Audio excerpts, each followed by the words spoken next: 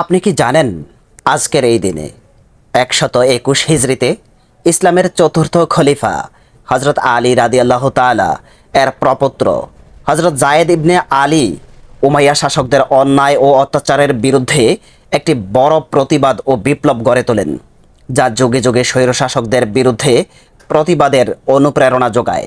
তাছাড়া আজকের এই দিনে ৮৯৫ হিজরির ২৩শে মুহররমে স্পেনের আন্দালুসিয়ার বিখ্যাত শহর আলমেরিয়া খ্রিস্টান রাজাদের অধীনে চলে যায়, যা উমাইয়া খলিফা তৃতীয় আব্দুর রহমান প্রতিষ্ঠা করেছিলেন। শুভ সকাল। আজ বৃহস্পতিবার ২৩ মুহররম ১৪৪৮ হিজরি, ৯ জুলাই ২০২৬ খ্রিস্টাব্দ। আজকের এই দিনে ৮৭৪ খ্রিস্টাব্দে হজরত বাইজিদ বোস্তামি মৃত্যুবরণ করেন, যিনি ছিলেন সুফি ও ইসলাম ধর্মপ্রচারক। ২৫ আষাঢ় ১৪৩৩ বঙ্গাব্দ। ঋতু পরিক্রমায় এখন চলছে বর্ষাকাল।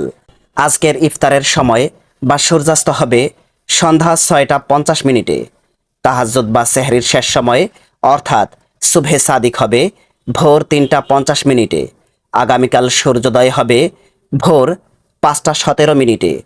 পরবর্তী পর্ব দেখার আমন্ত্রণে আজকের মতো এখানেই বিদায়। আসসালামু আলাইকুম।